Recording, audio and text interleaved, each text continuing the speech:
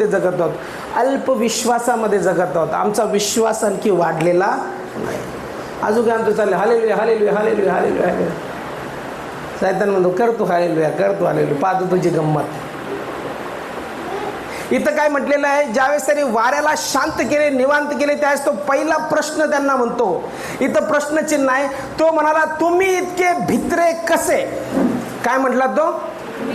अहो विश्वासणाऱ्यांनो, तुम्ही माझ्याबरोबर आहात, तुम्ही माझ्याबरोबर नावेत आहात, तुम्ही चमत्कार पाहिले, तुम्ही मेलेले उठताना बघितले, तुम्ही अद्भुत गोष्टी बघितल्या, पण तुम्ही तरी देखील घाबरलात आणि तुम्ही इतके भित्रे कसे.